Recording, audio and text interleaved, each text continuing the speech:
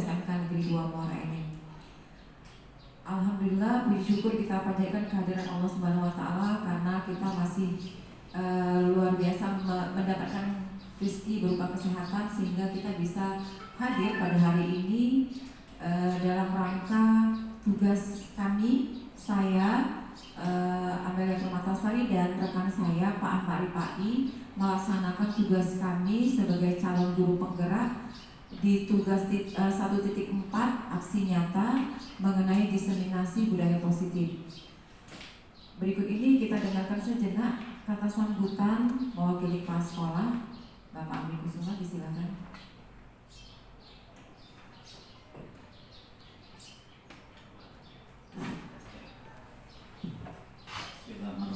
Assalamualaikum warahmatullahi wabarakatuh. Selamat pagi dan salam sejahtera untuk kita semua. Yang saya hormati Bapak Ibu guru dan mahasiswa apa itu? Rakrim ya? Mahasiswa PKL ya, PKL. Puji dan syukur kepada Allah Subhanahu wa taala yang mana pada pagi hari ini kita sudah diberikan nikmat iman dan nikmat sehat sehingga kita berkesempatan untuk hadir di ruangan ini untuk mendukung daripada kegiatan guru penggerak. Salawat dan salam kepada junjungan kita Nabi besar Muhammad SAW. Allahumma sholli ala sayyidina Muhammad wa ala sayyidina Muhammad. Bapak Ibu yang saya hormati, bahwasanya sebetulnya program guru penggerak ini salah satunya adalah memberikan semacam edukasi. Misalkan seperti ya, edukasi. Nah, salah satunya dengan semacam memberikan juga ada penerangkan katakan seperti itu, salah satunya dengan materi budaya positif. Budaya positif.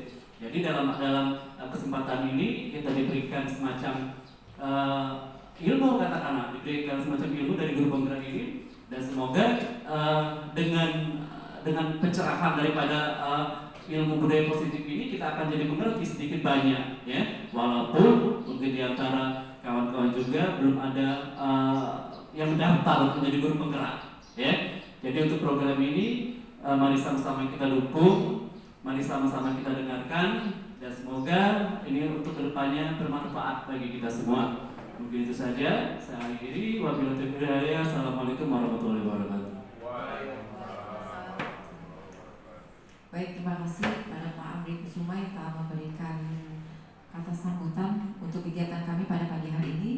Selanjutnya sebelum kita memulai kegiatan pada pagi hari ini, ada baiknya kita berdoa terlebih dahulu. Kami mohon kesediaan dari mahasiswa PKL ya untuk memimpin doa. Silakan.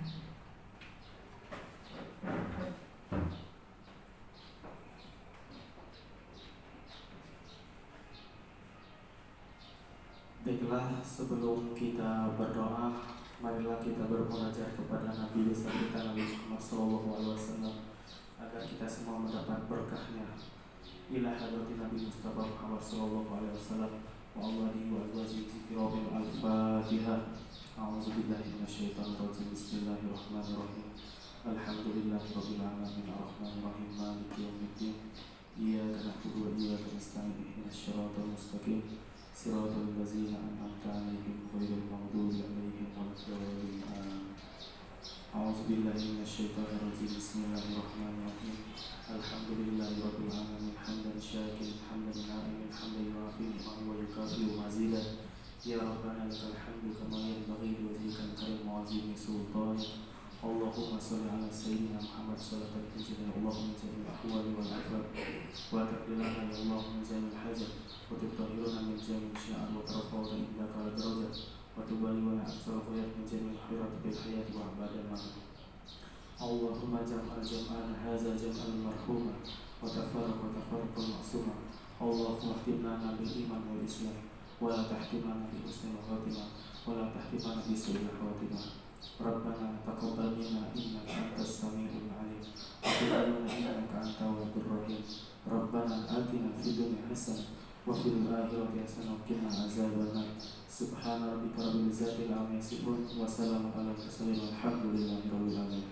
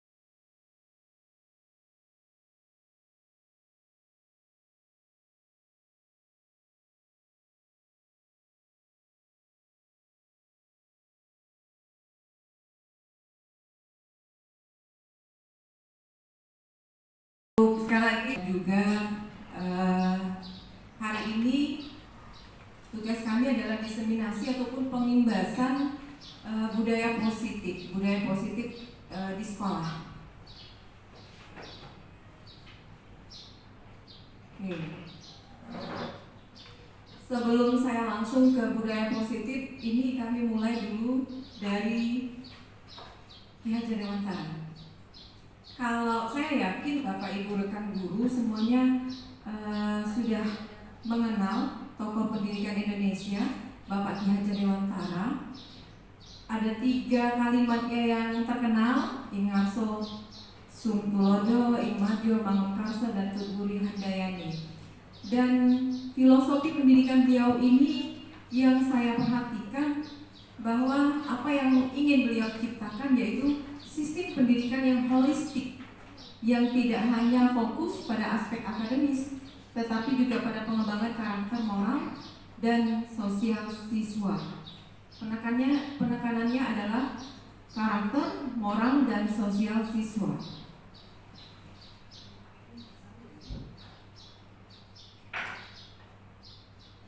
Next, selanjutnya, bentar ya.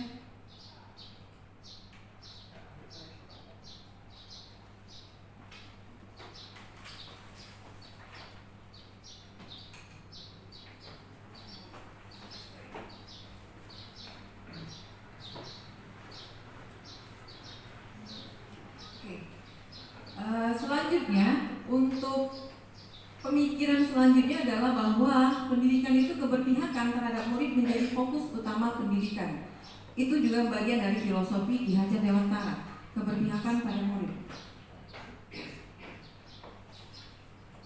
Pendidikan itu menuntun dan manusia merdeka.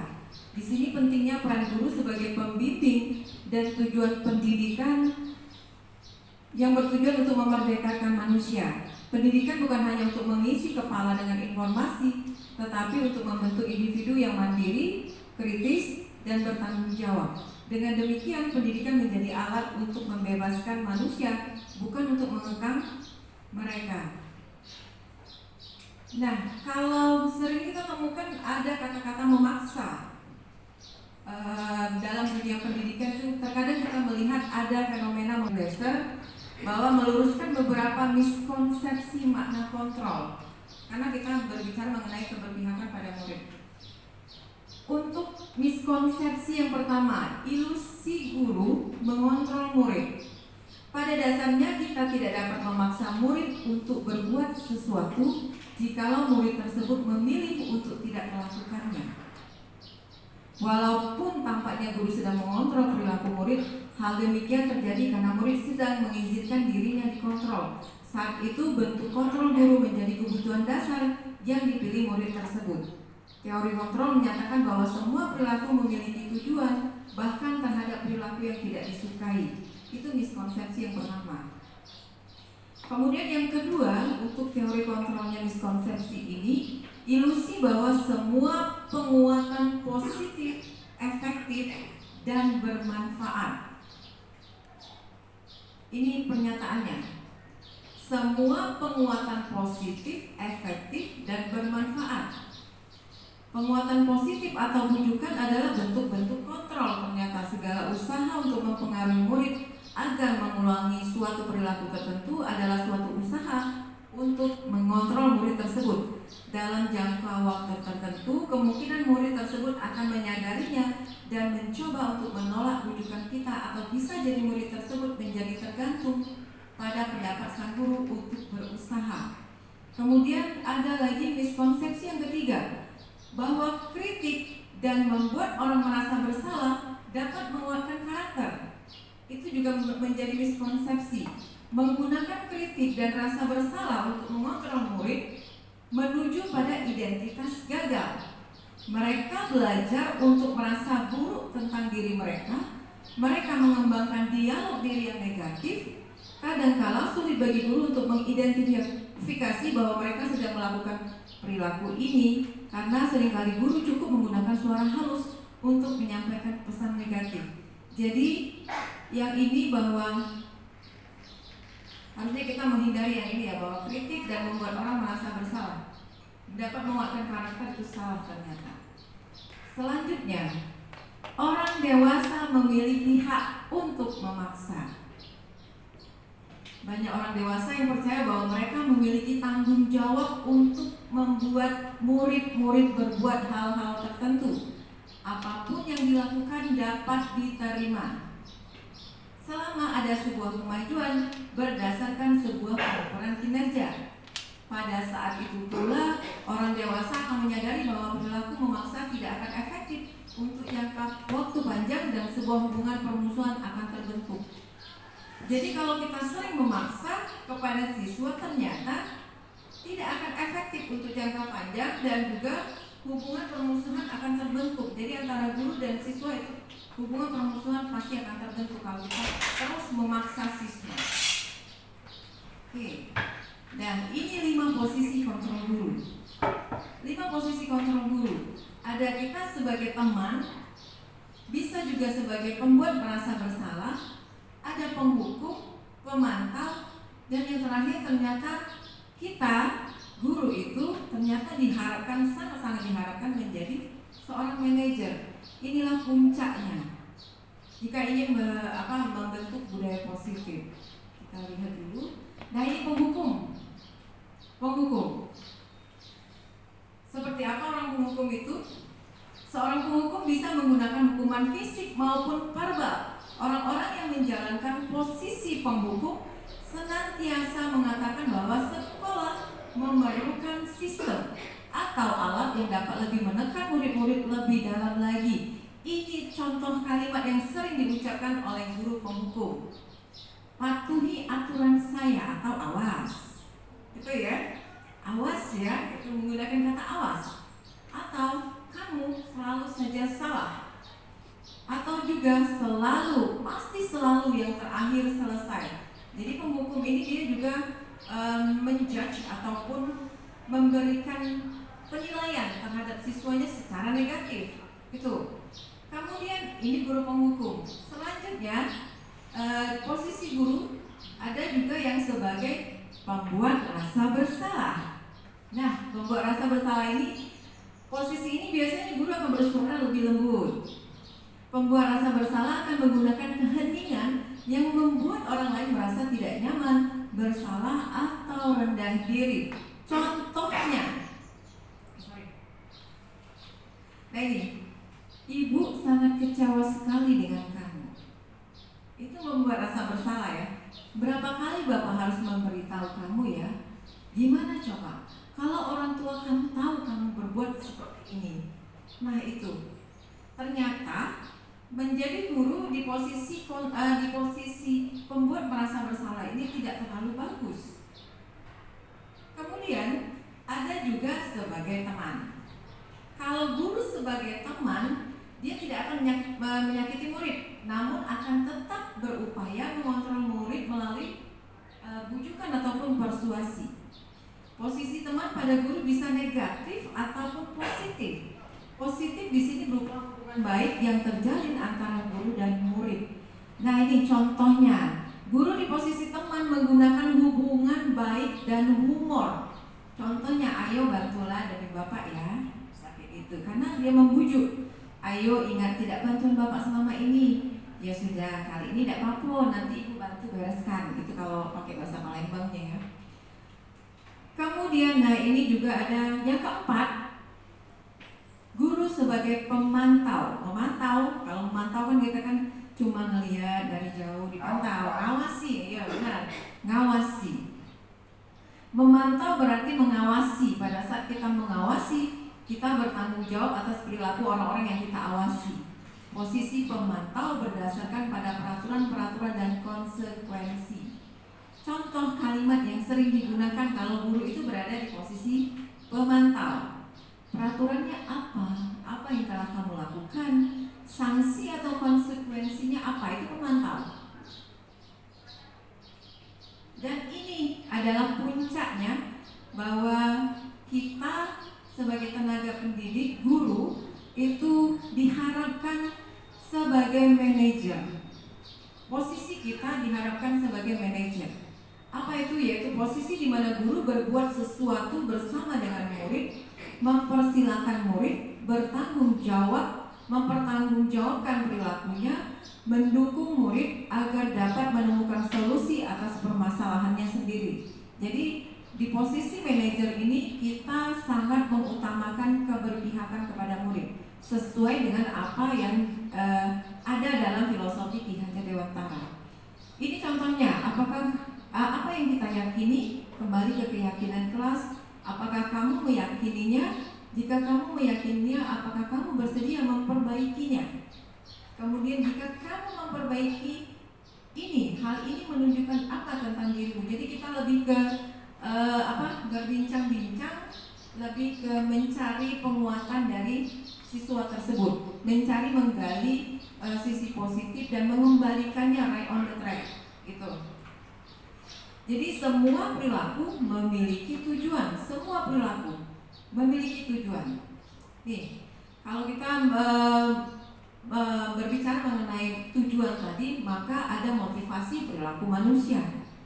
Motivasi itu ada yang internal, ada yang eksternal. Ini kalau kita ada yang dari motivasi eksternal, ada yang untuk menghindari ketidaknyamanan atau hukuman. Itu ada yang siswa yang dia berperilaku daripada aku buat PR, daripada kena hukum. Itu masih motivasi eksternal sebenarnya. Kemudian mendapatkan imbalan atau penghargaan dari orang lain, masih berbicara mengenai siswa. Oh oke lah, aku kaget harus jawab aktif lah biar dapat hadiah misalnya, seperti itu. Nah ternyata yang paling bagus itu adalah motivasi internal untuk menjadi orang yang mereka inginkan dan menghargai diri sendiri dengan nilai-nilai yang mereka percaya. Itu. Jadi inilah motivasi yang paling diharapkan. Dan kemudian ini juga ada kata-kata lain bahwa hindari pemberian hukuman dan penghargaan yang berlebihan. Karena kalau misalnya kita terlalu sering menghukum siswa berarti akan menimbulkan permusuhan pastinya. Kemudian kalau terlalu sering memberikan penghargaan, maka kira-kira apa yang terjadi? Ya? Nah, oke, benar, melunjak atau lebih ke karena memang dia akhirnya tidak efektif akhirnya penghargaan tersebut. Tujuan akhir dari 5 posisi kontrol seorang guru adalah pencapaian posisi manajer, di mana posisi inilah murid dapat menjadi pribadi yang mandiri, merdeka, dan bertanggung jawab atas segala perilaku dan sikapnya, yang pada akhirnya dapat menciptakan lingkungan yang positif, nyaman dan aman. Karena tema kita hari ini adalah budaya positif. Oke. Bagaimana seorang bisa berubah dari paradigma stimulus respon kepada pendekatan teori kontrol? Bila kita ingin membuat kemajuan perlahan, sedikit demi sedikit ubahlah sikap atau perilaku. Namun bila kita ingin memperbaiki cara-cara utama kita, maka kita perlu mengubah kerangka acuan kita. Ubahlah bagaimana Anda melihat dunia, bagaimana Anda berpikir tentang manusia. Ubahlah paradigma Anda, skema, pemahaman, dan penjelasan aspek-aspek tertentu tentang realitas. Oke, ini stimulus respon. Kalau di stimulus respon, kebutuhan kita sama. Ternyata kalau di teori kontrol, kebutuhan kita itu berbeda. Kemudian ada semua orang melihat hal yang sama kalau stimulus respon, karena kita sebelumnya kan paradigma pendidikan ini adalah stimulus respon. Sedangkan kalau untuk teori kontrol, setiap orang memiliki gambaran yang berbeda. Di stimulus respon, kita mencoba mengubah agar berpandangan sama dengan kita. Dan ternyata kalau teori kontrol, kita berusaha memahami pandangan orang lain tentang dunia. Kemudian di stimulus respon, perilaku buruk dilihat sebagai suatu kesalahan. Sedangkan kalau teori kontrol, balik lagi ke tadi kan motivasi itu, karena ada motivasi, semua perilaku memiliki tujuan. Karena mereka pasti ada tiap apapun kelakuan murid ataupun siswa pasti ada tujuannya. Gitu. Orang lain bisa mengontrol saya kalau stimulus respon. Sedangkan yang teori kontrol hanya Anda yang bisa mengontrol diri Anda. Ya. Misalnya gini, Kalau misalnya kita menggenggam tangan kemudian kalau bukan kita yang mengizinkan orang lain membuka genggaman tangan kita tidak akan bisa. Orang itu tidak akan bisa membuka genggaman tangannya. Kita pasti akan sekuat tenaga untuk menggenggam tangan kita. Tapi kalau kita sudah memberikan izin untuk membuka tangan itu, maka orang lain akan bisa membuka genggaman tangan tersebut. Jadi hanya kita yang bisa mengontrol diri kita sendiri. Kemudian, saya bisa mengontrol orang lain. Ini sama saja. Kita tidak bisa mengontrol orang lain. Pemaksaan ada pada saat bujukan gagal. Ujung-ujungnya memaksa tadi. Kolaborasi dan konsensus menciptakan pilihan-pilihan baru. Dan ini kalau stimulus respon ada berpikir menang atau kalah. Sedangkan kalau yang stimulus respon teori kontrol ini adalah win-win solution atau berpikir menang dan menang. Jadi semuanya untuk kebaikan atau keberpihakan pada siswa. Oke, dalam rangka menciptakan lingkungan positif atau budaya positif, salah satu strategi yang perlu kita tinjau kembali adalah penerapan disiplin di sekolah kita. Pertanyaannya, apakah telah efektif? Apakah masih perlu ditinjau kembali? Itu pertanyaannya. Kalau kita berbicara mengenai menciptakan lingkungan positif ataupun budaya positif, jadi yang harus kita perhatikan kembali adalah ini ya, penerapan disiplin di sekolah. Harus ada refleksinya. Apakah sudah efektif ataukah perlu ditinjau kembali? Jadi sebenarnya peraturan di sekolah itu dinamis, mengikuti perkembangan zaman. Selanjutnya, konsep disiplin positif yang merupakan unsur utama dalam terwujudnya budaya positif yang kita cita-citakan di sekolah. Nih. Nah, disiplin positif. Karena kita masuk pada apa sih yang dimaksud dengan disiplin positif? Ya, sambil makan snack. Untuk disiplin positif, disiplin berasal dari kata disiplina yang artinya belajar. Jadi kalau selama ini kalau mendengar kata disiplin berarti sesuai taat aturan. Iya kan? Apakah setuju? Saya pun seperti itu. Kalau sebelum banyak membaca, disiplin itu artinya taat aturan. Ternyata disiplin itu adalah artinya belajar. Disiplin mengacu pada disiplin diri yang memiliki tanggung jawab terhadap apa yang dilakukannya berdasarkan nilai-nilai yang diyakini. Jadi disiplin itu bukan taat aturan ternyata. Dan juga disiplin positif merupakan salah satu cara penerapan disiplin yang bertujuan untuk menumbuhkan kesadaran serta memberdayakan peserta didik tanpa imbalan ataupun reward atau ancaman ataupun hukuman. Jadi penekanannya kalau disiplin positif ini dia adalah bertujuannya menumbuhkan kesadaran, kemudian memberdayakannya tanpa imbalan ataupun punishment. Jadi kita antara reward dan punishment itu ternyata kalau berlebihan dia tidak akan memberikan tidak akan efektif pada waktu jangka panjang. Dan sebagai pendidik tujuan kita dalam menciptakan peserta didik yang memiliki disiplin diri sehingga mereka berperilaku mengacu pada nilai-nilai kebaikan universal dan memiliki motivasi intrinsik dalam perubahan perilaku ke arah yang lebih baik. Seperti itu. Panjang saya masih. Oke. Dan untuk budaya positif bahwa kita setuju disiplin itu mengacu pada nilai kebajikan. Apa sih nilai kebajikan? Bahwa nilai kebajikan itu adalah prinsip-prinsip moral yang menjadi dasar tindakan baik dan benar dalam kehidupan sehari-hari. Nilai-nilai ini membentuk karakter individu dan masyarakat serta mendorong terciptanya hubungan yang harmonis dan adil di antara manusia.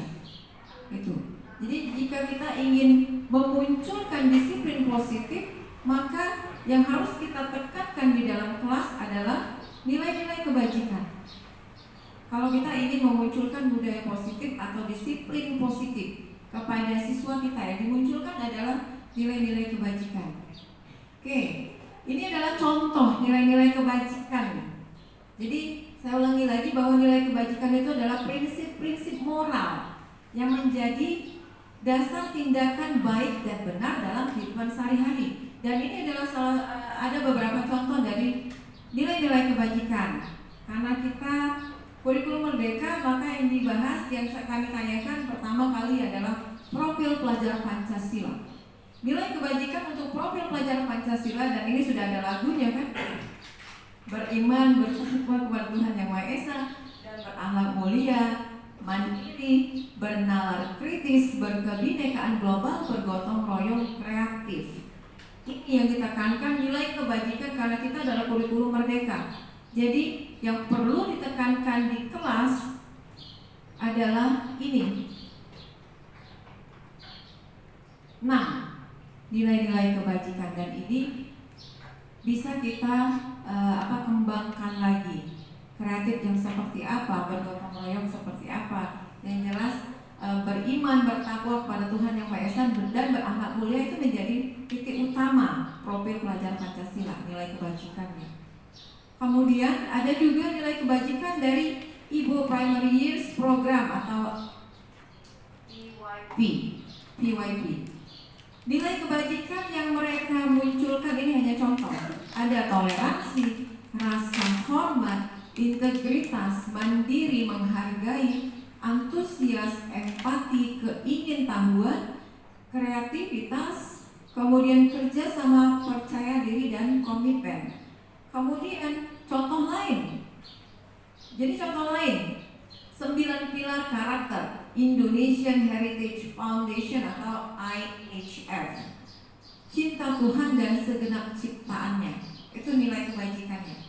Kemudian kemandirian dan tanggung jawab, kejujuran, amanah, diplomatis, hormat dan santun, dermawan, suka menolong dan gotong royong, percaya diri, kreatif dan pekerja keras, kepemimpinan dan keadilan, baik dan rendah hati, toleransi, kedamaian dan kesatuan.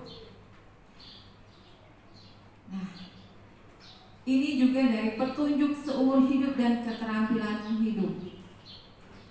Keterampilan hidup, nilai kebajikannya kalau mau terampil dalam hidup katanya harus dapat dipercaya. Nilai kebajikannya lurus hati, menjadi pendengar yang aktif, kemudian tidak merendahkan orang lain, dan memberikan yang terbaik dari diri kita sendiri. Dan yang menjadi petunjuk hidup adalah peduli, penalaran, bekerja sama, keberanian, keingintahuan, usaha, keluasan, fleksibilitas, berorganisasi, kesabaran, dan keteguhan hati. Itulah nilai-nilai kebajikannya. Kemudian ada juga dari The 7 Essential Virtues, Building Moral Intelligence. Ada empati, suara hati, kontrol diri, rasa hormat, kebaikan, toleransi, keadilan. Tuh, dia. Oke. Jadi kita kembali ke sini, nilai-nilai kebajikan ataupun profil pelajar Pancasila. Apakah boleh kita menekankan di luar ini? Kalau menurut pendapat saya, sepanjang itu adalah nilai-nilai kebajikan dan itu diakui, maka tidak apa untuk melaksanakannya di kelas kita, asalkan itu menunjang kita untuk membentuk karakter siswa. Namun yang paling penting adalah karena kita adalah kurikulum merdeka, yang ditekankan ini adalah 6 ini. Jadi jangan sampai kita ngomongnya kurikulum merdeka, tapi untuk nilai kebajikan saja kalau ditanya apa nilai kebajikan dari kurikulum merdeka, oh iya, padahal kalau anak-anak SMP, saya lihat anak SMP, anak SD bahkan sudah dinyanyikan. Gitu.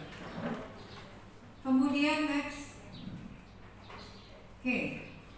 untuk 5 kebutuhan dasar manusia, bahwa kita setiap tindakan yang dilakukan murid untuk memenuhi kebutuhan dasar mereka sebagai manusia.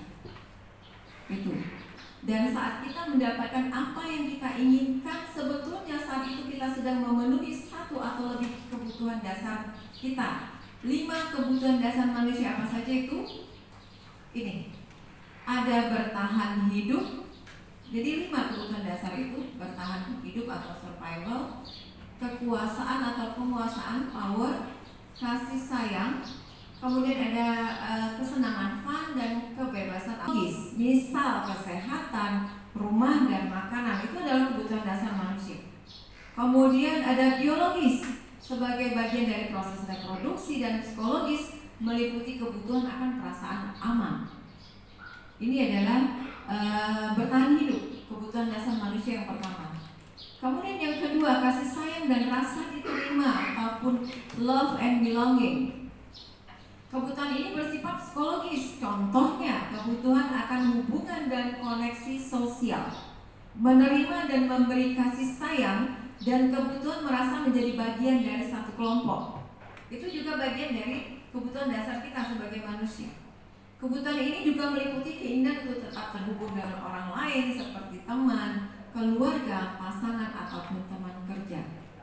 Jadi kita berinteraksi dengan orang lain, kemudian baik itu orang lain ataupun keluarga, orang-orang terdekat kita, ternyata itu juga menjadi kebutuhan dasar. Kalau tidak terpenuhi pasti ada dampaknya, pasti ada yang timpang di dalam hidup kita. Kemudian yang ketiga ada penguasaan ataupun power. Kebutuhan ini disebut juga kebutuhan pengakuan atas kemampuan. Berhubungan dengan kekuatan untuk mencapai sesuatu, menjadi kompeten, menjadi terampil, diakui atas prestasi dan keterampilan kita, didengarkan dan memiliki harga diri. Ternyata yang seperti itu adalah kebutuhan dasar kita untuk penguasaan ataupun power. Dan yang keempat, kebebasan ataupun freedom. Ini akan kebutuhan akan kemandirian, otonomi, memiliki pilihan dan mampu mengendalikan arah hidup seseorang. Anak-anak dengan kebutuhan kebebasan yang tinggi menginginkan pilihan. Mereka perlu banyak bergerak, suka mencoba-coba, tidak terpengaruh orang lain, dan senang mencoba hal yang baru dan menarik. Dan yang terakhir untuk kebutuhan dasar manusia itu adalah kesenangan ataupun fun. Kebutuhan akan kesenangan adalah kebutuhan untuk mencari kesenangan, bermain, tertawa. Anak-anak dengan kebutuhan dasar kesenangan tinggi biasanya ingin menikmati apa yang dilakukan. Mereka bisa berkonsentrasi tinggi saat mengerjakan hal yang disenangi. Kalau 5 ini ada yang hilang, biasanya kita secara naluri akan mencarinya. Itu secara naluri. Oke, sekarang kita cek pemahaman. Ada soal. Jadi ini Dinda tadi sudah ingat kan 5 kebutuhan dasar manusia ya? Saya lihatkan kembali. Saya lihat kembali ini ada 5. Ada kebebasan, ada bertahan hidup, kekuasaan, kasih sayang, dan kesenangan. Baik, kita kembali ke cek pemahaman.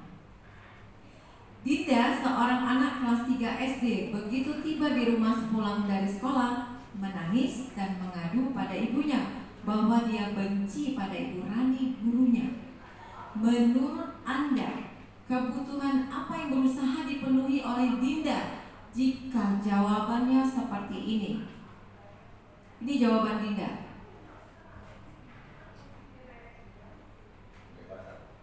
Kebebasan?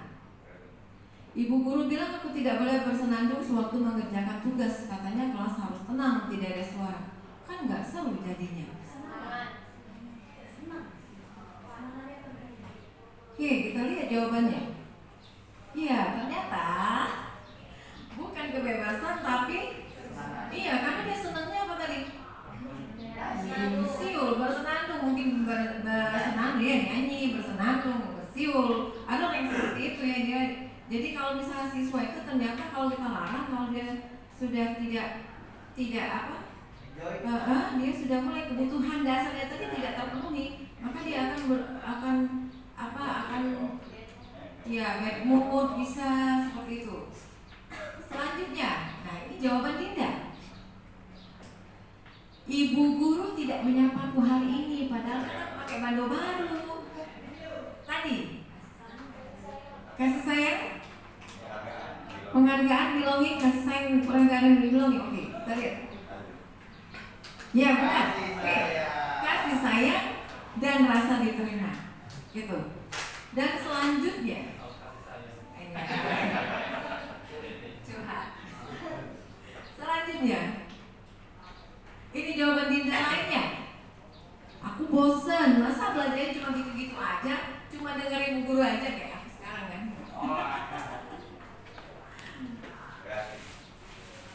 Lipat kebutuhan dasar.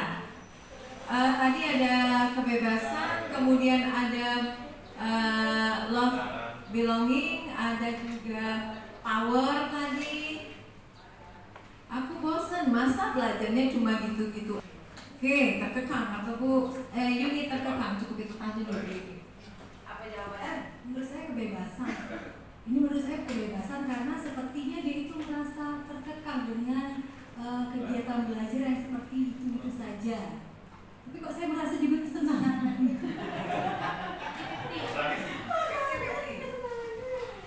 Oke, terima kasih Bu Yuni. Sekarang kita lihat jawabannya. Boleh Bu masuk Bu.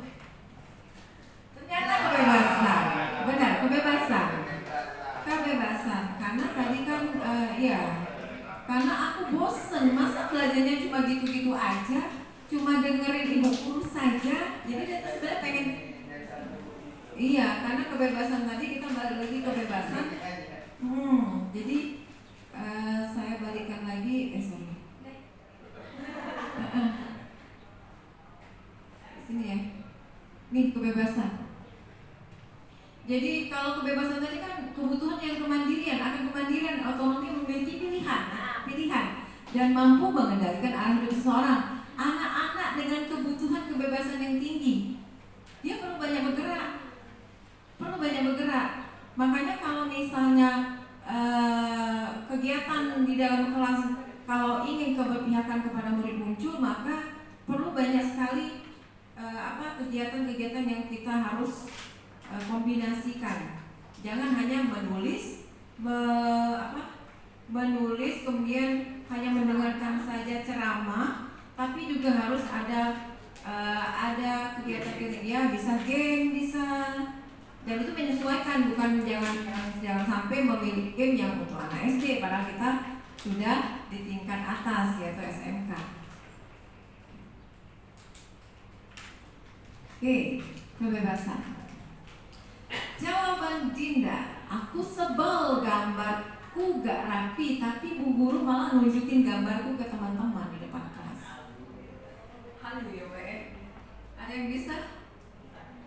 Apakah yang ingin dipenuhinya sebenarnya? Kebutuhan apa yang ingin dipenuhinya kalau melihat menganalisa dari kalimat ini? Apakah ada yang bisa? Penguasaan? Boleh Pak? Apa alasannya? Terima kasih karena alasan Dinda bahwa dia punya feedback apa hasil yang dia kerjakan. Jadi dia dia tidak bisa pribadi, artinya pribadi dia untuk tidak dipublikasi sama teman-teman. Terima kasih. Apakah benar jawabannya? Ya benar, ternyata benar penguasaan. Oke, kalau aku dapat siswa C ini nggak benar. Next selanjutnya, oke, ini sudah ranah Pak I atau belum? Sudah ya, ini jam berapa? Assalamualaikum warahmatullahi wabarakatuh. Di sini saya akan melanjutkan kegiatan diseminasi budaya positif. Tadi telah dipaparkan oleh Ibu Amelia mengenai budaya positif, kemudian kebutuhan dasar dari siswa, teori kontrol dan lain sebagainya. Nah, supaya kita menghilangkan rasa kejenuhan, capek. Saya persilakan Bapak Ibu untuk senyum 10 detik aja. Ya, senyum. Ya, relax. Yang menghilangkan penat, otot-otot wajah menjadi lebih kencang kembali ya. Dan lebih aura positifnya lebih keluar, benar kan Pak Amri? Ya. Ya, itu. Apa yang dirasakan setelah senyum? Bahagia kan? Iya. Nangis. Oh. Ya. Dan oke, kalau sudah senyum semuanya, aura positifnya sudah muncul kembali. Baiklah, di sini saya Ahmad Rifai Permana, calon guru penggerak angkatan ke-11 sama Kak Ibu Amel. Di sini akan melanjutkan berbagi budaya positif, berbagi yang judulnya hukuman, konsekuensi, dan restitusi dalam ranah disiplin. Sekarang saya tanya kepada Bapak Ibu, kalau mendengar kata hukuman, konsekuensi, dan restitusi, apa yang ada di benak Bapak Ibu? Kira-kira apa? Ya, ada hukuman, kemudian konsekuensi, sanksi tadi ya. Apalagi Bu, Pak?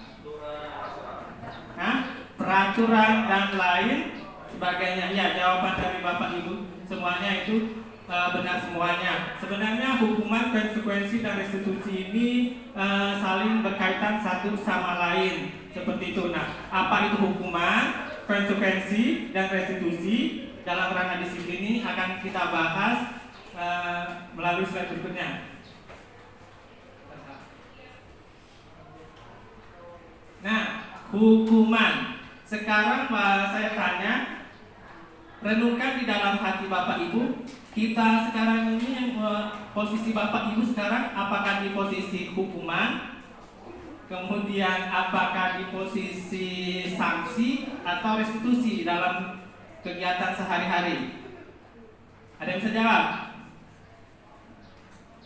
Ibu Ana?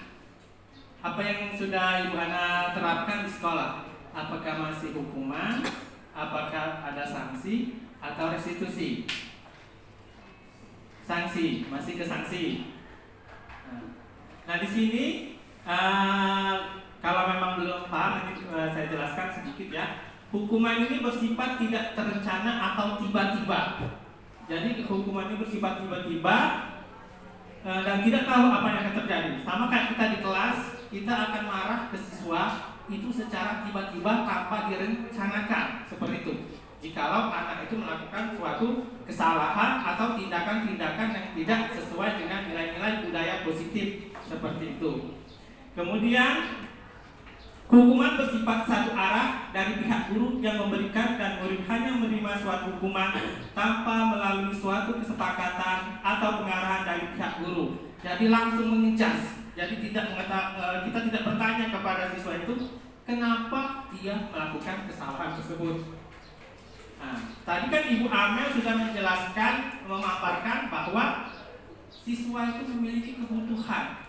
Nah, terkadang siswa melakukan kesalahan itu karena dia memenuhi kebutuhan-kebutuhan itu, tetapi tidak di tempat yang semestinya, seperti itu. Seperti misalnya kesenangan, kemudian penguasaan, dan lain sebagainya, seperti itu. Kemudian selanjutnya, jadi kadang-kadang hukuman juga bisa berupa fisik, kemudian verbal, seperti itu. Nah, kadang-kadang yang fisik maupun kata-kata verbal itu kadang-kadang begitu menyakitkan hati.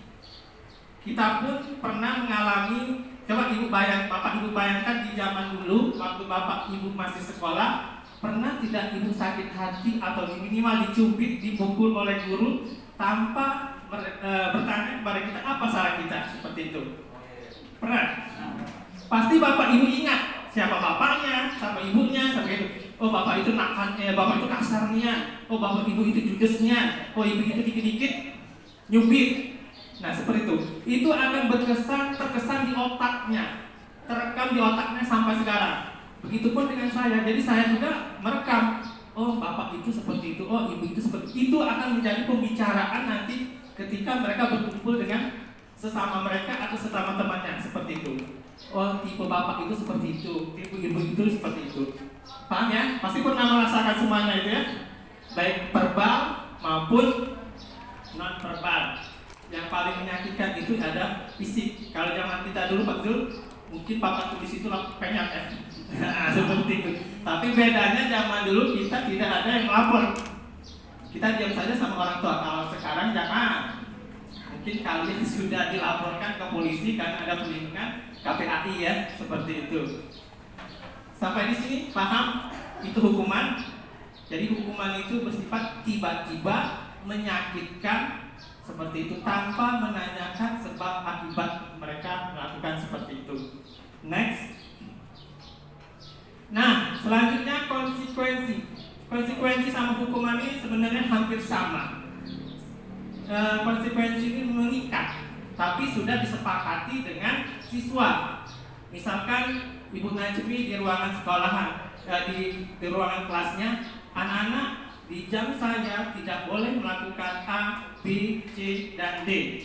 Apa yang terjadi jika kalian melakukannya? Ibu akan A, B, C, dan D. Seperti itu mereka sudah paham seperti itu. Jadi kalau mereka melakukan kesalahan, mereka juga akan tahu apa risiko yang akan mereka hadapi, kenai seperti itu dari Ibu Najmi seperti itu.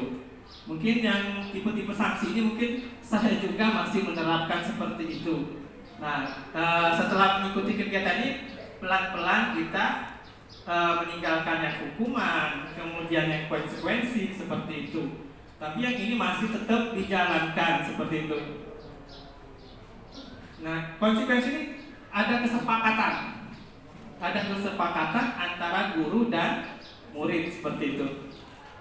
Misalkan di sini dicontoh, 3 kali tidak mengumpulkan tugas, maka murid tersebut berarti melakukan kesalahan seperti itu. Berarti tidak diterima lagi. Biasanya ada guru, kau setelah berapa kali tidak pernah mengumpulkan tugas, nilai rapor kau kecil seperti itu. Kira-kira sudah dalam bentuk ancaman dan sanksi seperti itu ya.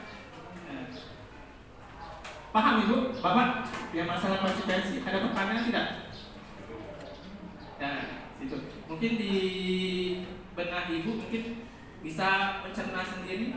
Kita di posisi di mana penghukum sekarang? Apakah yang kedua adalah konsekuensi? Jadi bisa memahami pribadi masing-masing. Lanjut ke restitusi. Tadi mungkin Bapak Ibu bingung, apa sih restitusi itu? Mungkin ini kata-kata baru bagi Bapak Ibu, kecuali Pak Yana mungkin sudah paham itu mengenai segitiga restitusi seperti itu. Nah, restitusi di sini adalah proses menciptakan kondisi bagi murid untuk memperbaiki kesalahan mereka sehingga mereka bisa kembali pada kelompok mereka dengan karakter yang lebih kuat. Artinya di sini restitusi ini kita berkolaborasi memecahkan masalah tersebut. Karena kalau masalah itu tidak dipecahkan secara tuntas, maka akan berkelanjutan seperti itu. Nah, di sini kalau segitiga restitusi ini diajak untuk duduk bersama memecahkan masalah. Siswanya di situ sendiri, kita menanyakan siswa itu, kenapa kamu melakukan itu? Kemudian apa tujuannya? Seperti itu. Apa keyakinan kelas yang akan yang kalian langgar? Nah, kira-kira solusinya bagaimana pemecahan masalahnya seperti itu? Kayak konseling kan, seperti itu. Jadi proses pemecahan masalahnya itu duduk seperti itu. Nah, untuk restitusi ini tidak hanya diterapkan sesama murid, tetapi juga bisa sesama rekan kerja ataupun ke atasan yang lebih levelnya lebih tinggi lagi seperti itu. Lanjut. Nah, di sini sampai sudah saya jelaskan, restitusi merupakan sebuah pendekatan untuk menciptakan disiplin. Nanti kita juga misalkan anak yang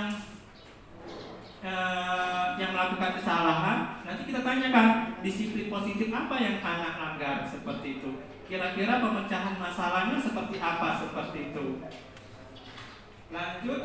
Nah, ini boleh Bapak lihat di depan perbedaan antara hukuman, kemudian konsekuensi dan restitusi. Sebenarnya kalau disiplin itu termasuk di bagian konsekuensi seperti itu. Tapi kalau hukuman itu bukan kerana disiplin seperti itu.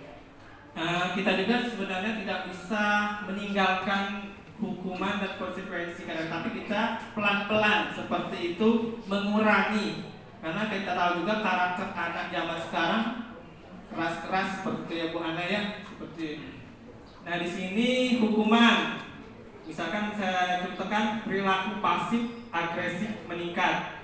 Kemudian kalau untuk konsekuensi, penguatan hanya bertahan dalam jangka pendek. Kalau restitusi, masalah terpecahkan. Nah kalau yang konsekuensi itu penyelesaian masalahnya hanya jangka pendek di dalam kelas itulah.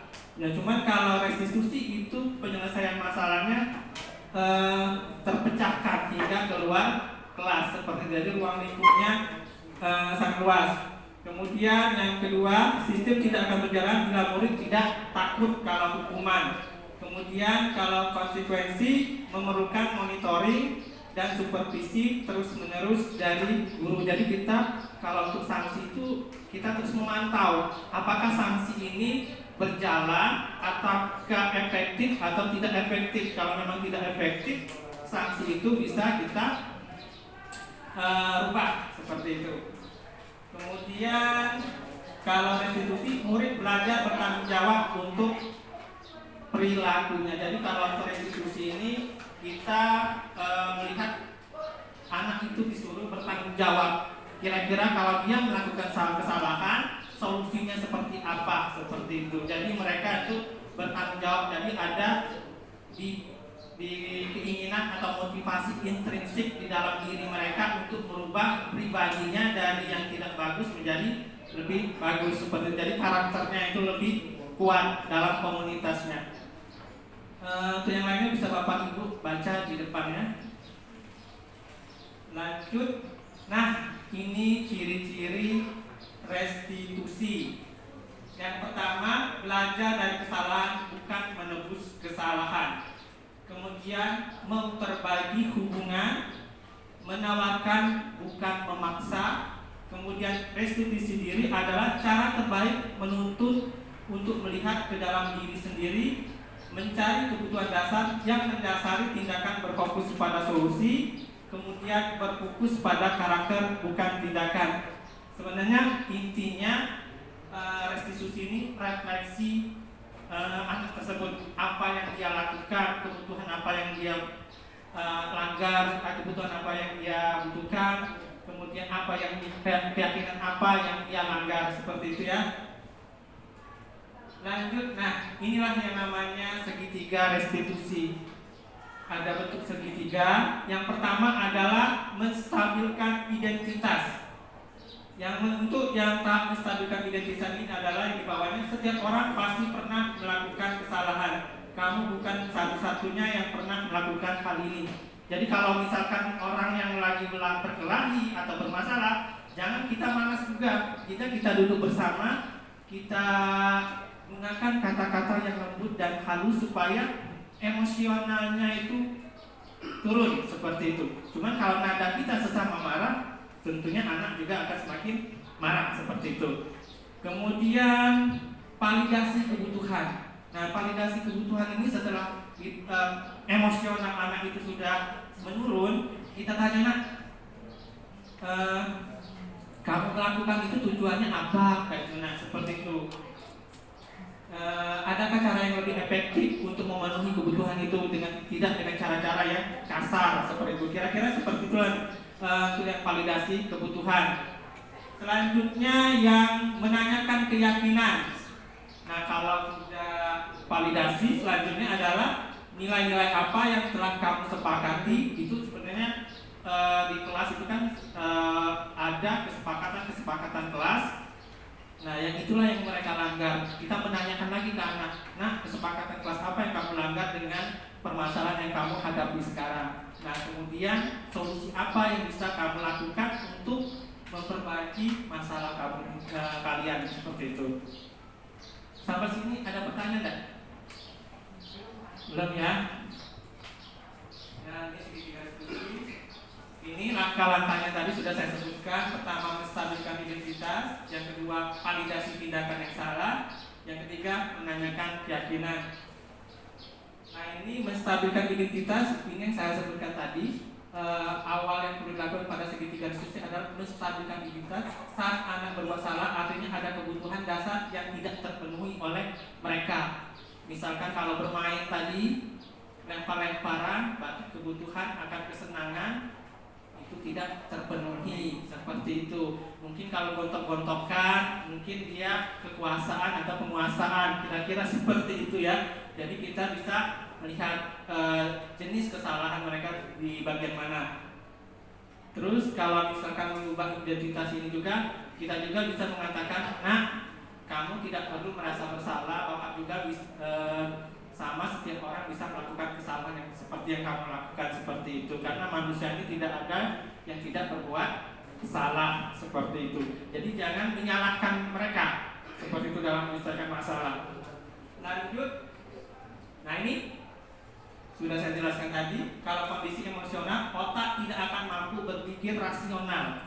Jadi kalau lagi marah, kita bisa membunuh, bisa mencekik dan lain sebagainya, kan otaknya nggak jalan. Jadi nggak ada rasional lagi seperti itu. Supaya otak itu menjadi rasional, maka kita harus membuat suasana menjadi dingin kembali, seperti itu. Lanjut. Nah, jika kita ingin menjadi reflektif, maka kita harus meyakinkan anak dengan cara mengatakan kalimat-kalimat di bawah ini. Bisa Bapak Ibu baca, lihat di depan. Ini bisa digunakan kita dalam menangani permasalahan anak, seperti itu. Jadi gunakan kata-kata yang halus, lembut, dan tidak menyakitkan mereka, seperti itu. Seperti berbuat salah itu tidak apa-apa, nah, seperti itu. Jadi ya, manusia semuanya itu ada kehilapan, seperti itu. Ya. Nah, yang kedua, misalkan tidak ada manusia yang sempurna. Kemudian yang ketiga, saya juga pernah melakukan kesalahan seperti itu. Nah, Bapak juga pernah muda, pernah nakal, seperti itu. Kira-kira seperti itu ya. Kemudian yang keempat, kita bisa menyelesaikan ini. Kemudian Bapak Ibu tidak tertarik mencari siapa yang salah, tapi Bapak Ibu ingin mencari solusi dari permasalahan ini. Jadi kita bersifat netral dalam menyelesaikan suatu masalah, karena kita tidak tahu mana yang salah, bagaimana yang benar. Itu yang keenam. Berikutnya dan yang ketujuh, seperti kalimat yang di depan. Sampai sini ada paham yang ini, kalimat ini? Nah, jadi ini bisa kita jadikan untuk acuan kita dalam menyelesaikan masalah sama anak. Termasuk anak kita sendiri juga seperti itu. Ini yang kedua, validasi tindakan yang salah. Nah, langkah kedua di sini adalah guru berupaya memahami kebutuhan dasar yang melatari anak itu melakukan kesalahan. Jadi kita menanyakan, pasti kita melakukan kesalahan, anak kesalahan pasti ada motifnya, ada tujuan yang nggak mungkin kita memukul atau berkata kasar dengan orang lain, itu nggak ada sebab dan akibatnya, seperti itu. Nanti kita tanyakan, kenapa kamu seperti itu, kenapa seperti ini, yakin apa yang kamu langgar, seperti itu. Kira-kira seperti itu. Jadi memvalidasi itu menanyakan, menggali kesalahan-kesalahan apa yang dilakukan. Selanjutnya, ini kalimat-kalimat di bawah ini mungkin terdengar asing buat guru, namun bila dikatakan dengan nada tanpa menghakimi akan memvalidasi kebutuhan mereka. Nah, ini salah satunya di sini adalah, kamu pasti punya alasan mengapa melakukan hal itu. Yang kedua, padahal kamu bisa melakukan yang lebih buruk dari itu. Yang ketiga, patut bangga pada dirimu sendiri karena kamu telah melindungi sesuatu yang penting buatmu. Dan yang keempat, kamu boleh mempertahankan sikap itu, tapi kamu harus menambah sikap yang baru, seperti itu. Lanjut. Nah, yang ini yang sesi penyelesaian akhir di segitiga restitusi. Langkah ketiga restitusi ini yaitu menanyakan keyakinan. Karena pada sebelum memulai suatu pembelajaran, biasanya di awal kita masuk, biasanya kita membuat keyakinan kelas. Apa itu keyakinan kelas? Nanti kita bahas di sesi selanjutnya itu. Jadi keyakinan kelas itu aturan-aturan yang disepakati secara bersama yang tidak boleh dilanggar oleh siswa itu sendiri. Itu ya. Kemudian pada sesi keyakinan kalau memang sudah dilanggar, kira-kira kita menanyakan kepada siswa itu, apa solusi dari kamu biar menyelesaikan masalah ini. Jadi biarlah mereka menyelesaikan masalah itu sendiri. Jangan kita yang memberikan solusi. Kita tanya apa solusinya supaya kamu bisa menyelesaikan masalah tersebut, seperti itu. Jadi terbiasa. Sama kayak misalkan siswa sudah melanggar. Kalau misalkan jangan ada apa-apa, jangan dibiasakan seperti itu. Jadi sanksinya kamu harus A, B. Itu harus dilaksanakan supaya ada rasa tanggung jawab di diri mereka sendiri.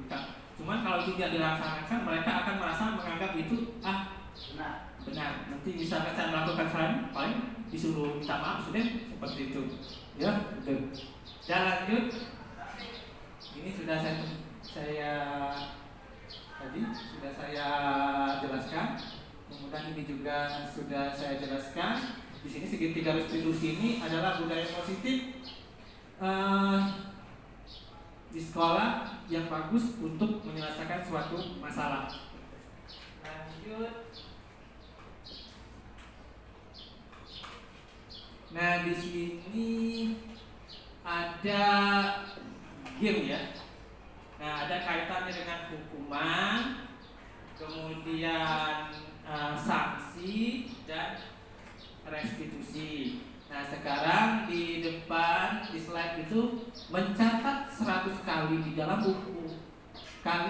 Di buku dengan kalimat saya tidak akan terlambat lagi karena terlambat ke sekolah. Ini sering kita lakukan pada ibu guru zaman dulu ya.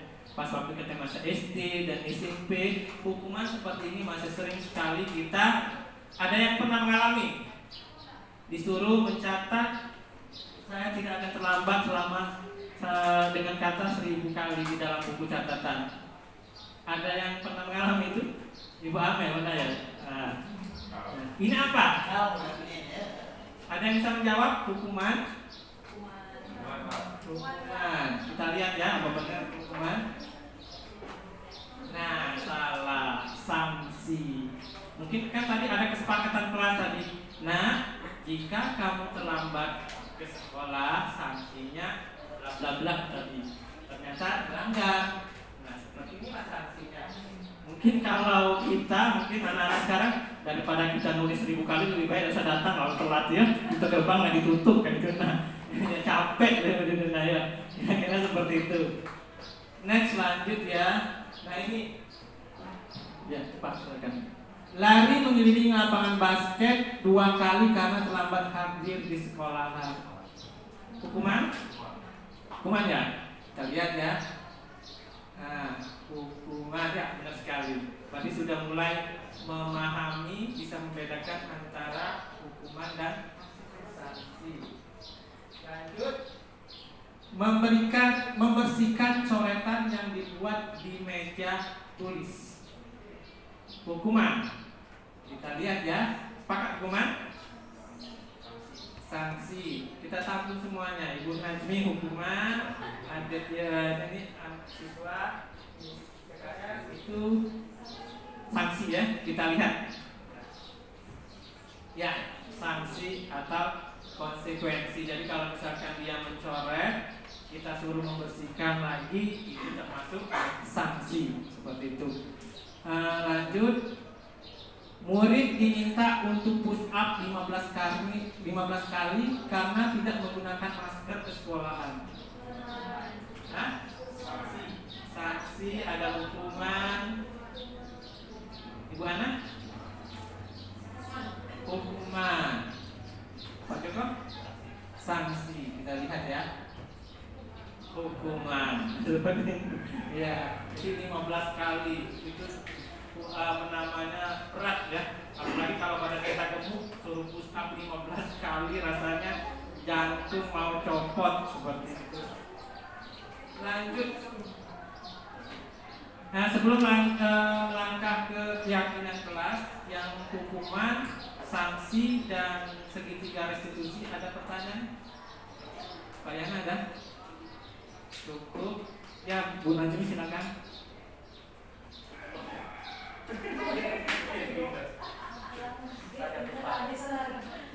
Oke, Assalamualaikum warahmatullahi wabarakatuh. Ya, terima kasih atas materinya Bapak, bagus sekali. Jadi menambah wawasan kami. Yang saya ingin tanyakan, tadi kan terakhir bentuk yang paling bagus saya baik untuk kita lakukan sekarang ini adalah restitusi ya. Jadi daripada hukuman atau sanksi, sehingga guru-guru sepertinya kayak itu gurunya jadi bagus semua, tidak ada hukuman, tidak ada sanksi, tidak ada yang marah-marah seperti itu. Saya sudah sebenarnya saya tuh ada sekolah yang sudah menerapkan hal tersebut. Memang saya lihat semua siswa di sana itu bentuknya sama, sehingga siswa itu memang besar-besarnya itu kelihatannya anaknya tuna-tuna seperti itu ya. Memang bagus, dan bukan satu anak saja, hampir semua di kelas itu semuanya hampir mirip seperti itu, dan jarang sekali terjadi perkelahian seperti itu, tapi bukan di sekolah kita yang pasti. Nah, tapi hal tersebut dilakukan oleh anak itu sejak mereka kecil. Jadi anak itu memang dari kecil terus baru memasuki masa baliknya. Nah, itu kan dilakukan karena mereka masih kecil. Bagaimana kita menerapkan hal tersebut untuk di sekolah kita yang seyogyanya ya sudah besar seperti itu. Mereka itu sudah melewati hukum-hukum rimba yang terjadi. Jadi kita ini sudah menampung orang-orang yang sudah karakternya terbentuk seperti itu. Apakah kita bisa melakukan seperti yang Pak I tadi mengatakan? Bisa tidak kita jangan ya nak seperti itu kan ya. Kemarin saja waktu minggir Ibu Satria ini sudah mengeluarkan kuda-kuda terjangan ya. Bukan marah tapi anak tepuk tangan. Ya, terjangan loh Pak, terjangan. Ya, 3 kali kejadian kemarin. Kalau itu seperti itu mungkin STM kan ya. Nah, mohon penjelasan. Terima kasih. Ya, bagus sekali pertanyaan dari Ibu Najmi. Jadi kontekstual sekali ya pengalamannya, pertanyaannya. Memang setelah saya pelajari juga di modul ini memang ada beberapa memang kelemahannya seperti itu. Memang segi restitusi ini kita coba dulu seperti yang tadi. Seandainya memang itu tidak bisa dilakukan, tapi maksimal dulu ya. Misalkan sudah kita sendiri sudah belum bisa menangani, coba kita kolaborasi dengan teman-teman yang lain. Misalkan teman-teman lain juga tidak bisa menangani, mungkin tadi solusi yang terakhir sanksi dan hukuman. Nah, kemarin juga sempat berdebat ya Bu Amel di Rukol ya, kalau misalkan tingkatannya seperti SMK ini sudah levelnya luar biasa ya, luar binasa, itu kita bisa kolaborasi juga dengan pihak kepolisian dan sebagainya. Apalagi misalkan tidak bisa diselesaikan secara baik-baik di sekolahan, itu bisa kita kolaborasi dengan pihak kepolisian. Tapi kita coba dulu diterapkan. Seandainya memang itu tidak bisa, ya tadi seperti itu. Memang karakter anak sekarang ini kadang-kadang tergantung di mana tempat pendidikannya, siapa guru, siapa orang tuanya. Karena pendidikan yang paling awal itu di rumah. Jadi kalau pendidikan anaknya di rumah itu bagus, insya Allah karakternya anaknya bagus. Apalagi ditempatkan di sekolah-sekolah yang memang penerapan budi pekerti agamanya bagus, maka akan menghasilkan output juga yang bagus-bagus. Tapi benar kata Ibu Najmi tadi, kondisi kita di sini tidak bisa disamaratakan. Jadi kita di sini beragam seperti itu. Tapi ya sebisa mungkin kita bersama-sama dengan cara pemecahan masalah dengan segitiga restitusi. Tetapi kalau itu tidak mutlak, kita lihat kondisi kasusnya Bu Najmi. Kalau kasusnya itu berat, ya itu tadi kita bisa membutuhkan bantuan dengan bisa antar teman sejawat. Kalau levelnya yang lebih parah lagi dengan pihak keamanan yaitu polisi seperti itu. Ya, kalau yang siswanya seperti yang Ibu Najmi tadi enak gitu ya. Cuman kalau kita yang kita alami kontekstual kita di SMK 2 ini luar biasa seperti itu. Nah, saya juga nggak tahu apa yang salah, kurikulum kah ataukah budaya disiplin ini tidak diterapkan lagi di lingkungan rumah, di masyarakat, atau yang paling penting itu di keluarga seperti itu. Ya, ada lagi yang mau tanya? Ya, Pak ini. Bismillahirrahmanirrahim. Jadi yang disampaikan Ibu Yuni Najmi tadi, jika sekolahnya sudah ideal dan bibitnya yang masuk ke situ ideal. Gitu. Kalau di kita kan sekolahnya belum ideal, bibitnya jauh dari ideal. Gitu. Yang terjadi di lapangan kemarin, beberapa mungkin kasus puncaknya saya kemarin Pak.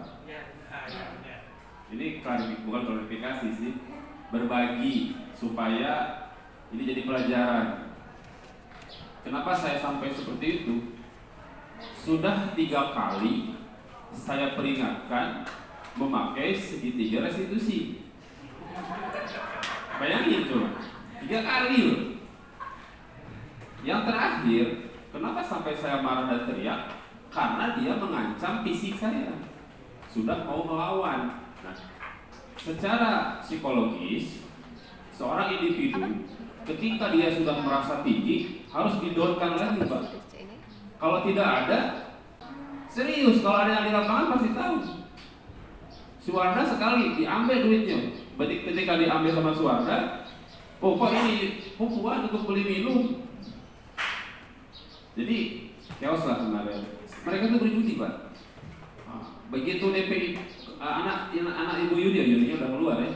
Akhirnya kan dia jadi juara oleh Pak. Nah, itu paling banyak dapat duit. Karena setiap taruhan mana? Bayangin satu kelas rata-rata 20 kali 2.000, 40.000. Kalau 5 kali narik 4 kali 5 200.000 mereka dapat. Itu udah saya lihat dibayar 2.000 satu orang bayar. Itu sudah saya ingatkan, jangan berjudi. Yang paling saya sakit hati, agak emosi kemarin. Saya lagi berdiri di atas tambangnya ditarik. Kalau saya jatuh, sakit nomor 2, malu. Pasti diketawain sama anak-anak kan? Makanya saya datangin lagi Pak kemarin. Pakai restitusi dulu. Sini saya panggil.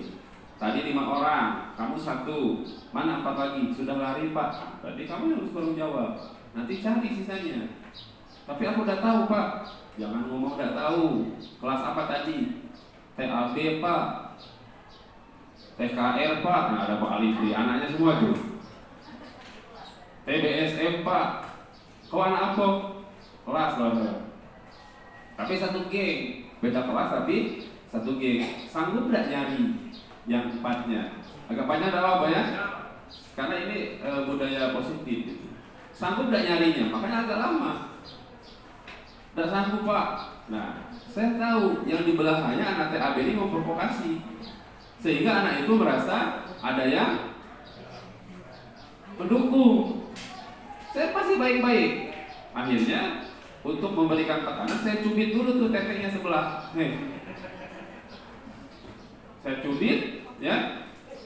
Kakinya main Pak. Mau menendang ke saya. Kalau kena alat kelamin saya bisa-bisa Pak. Ya, tapi fakta di lapangan Bu ini tidak saya tutup-tutupi. Memang faktanya seperti itu. Kan rame kan?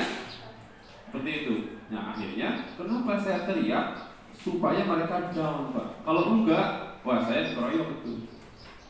Badannya kan ada yang lebih gede dari saya. Tapi kita sebagai guru kan harus memberikan pendidikan. Nah setelah itu kan saya bawa ke kesiswaan. Setelah berdua diajak ngobrol, pakai restitusi, nangis Pak. Yang tadi cobokan di lapangan itu jadi mengakui kesalahannya, menyadari, minta maaf, dan sudah selesai. Yang penting jangan diulangi lagi. Kalau bisa yang 4 orang tadi, yang kata kamu anak TAB, TKR, TBSM, besok hari Jumat bawa. Kalau benar, nah ternyata dia mengklarifikasi, takut Pak. Jadi di antara gengnya itu dia memang badannya paling kecil, takut oleh kawannya. Ya sudah, kalau kau memang sudah masalahnya sampai di sini dengan saya, atau mau sampai kemana, mau bawa orang tua, atau mau bawa ke yang berwajib, atau ke Pak Imam, atau ke kepala sekolah, saya tawarkan semua, silakan. Jangan sampai dia dihakimi oleh saya. Dia silakan membela diri. Tapi akhirnya dia sadar, bahwa memang tujuannya bermain supaya guru itu jatuh. Mereka sudah berniat, siapa ya? Kan kalau ada anak yang menginjak tambang tidak ditarik, Pak. Tapi kalau ada guru yang menginjak tambang ditarik. Iya, mereka memang sudah gitu. Apalagi guru yang tidak pernah, saya kan tidak ngajar di jurusan mereka. Itu informasi yang saya gali pada saat berbicara berdua di kesiswaan. Memang tujuannya ngaco. Di samping judi tadi. Terus kenapa ada beberapa yang didiskualifikasi? Nah, yang ditarik itulah yang dijagokan kan, yang misalkan menjagokan 10 DPIB. Nah, dia masang di 10 DPIB. Kan dia pasti berkumpul di situ. Nah, nyuri-nyuri megang tambang itu supaya taruhannya tidak kalah. Jadi memang tugas kita berat, Bapak Ibu ya. Anak-anak kita tuh sekarang dikit-dikit dijudikan, dikit-dikit taruhan. Mentalnya sudah seperti itu. Memang tidak semua, tapi dominan kalau saya lihat kemarin di lapangan seperti itu. Jadi sekali lagi, penerapan restitusi juga sudah saya terapkan kemarin setelah kejadian di lapangan pada saat di ruang kesiswaan. Dan alhamdulillah anaknya akhirnya sadar, nangis, minta maaf, berjanji ya mudah-mudahan menjadi anak yang baik. Ketika saya konfirmasi juga ke wali kelasnya, Ibu Lucy, sebetulnya anak itu kesehariannya biasa gitu. Disebut nakal enggak, disebut tidak nakal juga agak lumayan, tapi kategorinya normal. Tapi karena kemarin punya lingkungan satu geng, satu dusun, dulunya satu SMP, ketemu lagi, dia merasa punya komunitas lagi, kembali lagi, dan anak-anak kawan-kawannya tadi badannya gede-gede, ditakuti, akhirnya kan sifat superiornya timbul seperti itu. Jadi kita sebagai guru memang harus ekstra hati-hati. Kondisi yang diceritakan Ibu Nazmi, ya itu tadi, sekolahnya sudah ideal, bibit yang didapatnya juga ideal. Kalau di kita kan ya tinggal kita berpikir sendiri-sendiri. Nah terus satu lagi bayar enggak? Anda yang punya acara, saya yang ngomong. Tadi pertanyaan Ibu itu juga menarik. Bisakah di sekolah kita? Saya jadi GP sudah setahun. Kalau bisa dikatakan dampaknya besar, silakan dinilai. Tapi kalau menurut saya sih ada ya. Kelas 12 yang saya ajar kemarin, dari yang tadinya kehadirannya di bawah 60, setelah saya menjadi wali kelas, saya bina memakai teori-teori yang ada di guru penggerak, akhirnya jadi di atas 80. Berarti kan ada kemajuan. Itu yang pertama. Terus yang kedua, kelas 10 dan kelas 11 sekarang itu dalam 2 minggu terakhir, karena cara-cara ini juga saya terapkan di kelas, dengan kesepakatan kelas, dengan yang lain-lainnya, tingkat minggatnya yang tadinya biasanya anak DPIB itu boleh dicek minggatnya 4, 5 gitu ya. Sekarang sampai pertemuan terakhir kemarin sudah tidak ada yang minggat lagi. Seperti itu. Tapi kitanya, kalau misalkan saya sudah ngomong ke anak jam 13 ya di kelas, jangan terlambat Pak gitu. Ingatkan kalau sudah istirahat, kita istirahat gitu. Jadi memang memberi teladan yang paling penting. Mudah-mudahan dengan kita berbuat baik, kan anak-anak mencontoh kita yang berusaha untuk lebih baik. Tapi kalau misalkan nanti jam 13 ya, gurunya datangnya 13.30, ya anak-anak juga ragu lah. Seperti itu. Jadi untuk memberikan hasil yang baik, kita dulu yang berubah berangsur-angsur menjadi lebih baik. Terima kasih Pak. Mohon maaf agak banyak Pak. Ya, terima kasih banyak atas pencerahannya Pak Yan. Silakan Ibu ini. Terima kasih, saya hanya ingin menambahkan saja, memang kalau untuk segitiga restitusi ini merupakan salah satu pendekatan jika kita ingin memunculkan budaya positif. Yang diambil adalah, yang diutamakan adalah dialog.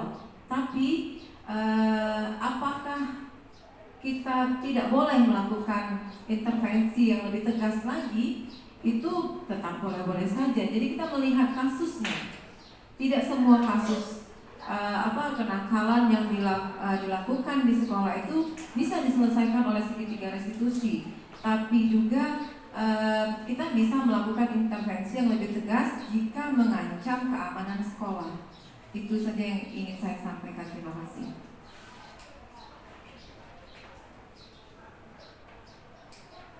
Terima kasih banyak kepada Ibu Ame yang telah memberikan penguatan. Jadi dalam saya ambil kesimpulan ya, dalam menyelesaikan masalah restitusi kita juga melihat kondisi dan situasi, tingkat permasalahannya seperti apa. Jadi kalau misalkan levelnya lebih tinggi tadi, kita masih boleh seperti itu. Karena nantinya kalau kita tidak bersifat tegas, kita yang dimakan seperti itu. Seperti cerita Pak Yana tadi. Nah, ada lagi yang mau tanya? Bapak Ibu? Ada ya? Kita lanjut ke keyakinan kelas. Nah, keyakinan kelas ini kita lihat. Ada yang bisa menjawab mengapa keyakinan kelas, mengapa tidak peraturan kelas saja? Seperti itu. Maksudnya di sini mengapa keyakinan kelas itu kita buat juga tidak mengacu, tidak hanya peraturan kelas saja buat. Ada yang bisa membedakan antara keyakinan kelas dan peraturan kelas?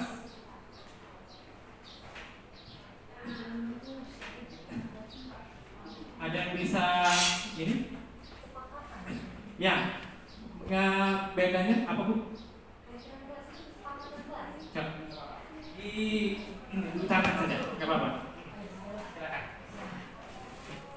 Ya, menurut saya keyakinan kelas itu kan kesepakatan kelas. Ya. Sedangkan kalau peraturan kelas itu memang ketetapan seperti yang mengikat. Nah, sedangkan kalau keyakinan kelas, kalau maksudnya keyakinan kelas itu adalah kesepakatan, kalau kesepakatan itu sesuatu yang kita rembukan, kemudian kita sama-sama akan menaatinya. Sedangkan kalau peraturan itu kemungkinan dibuat oleh sepihak saja. Jadi seolah-olah ada yang berkuasa seperti itu menurut saya. Ada yang bisa nambahkan lagi? Yang jawaban diberikan Ibu Najmi itu sudah sangat benar sekali.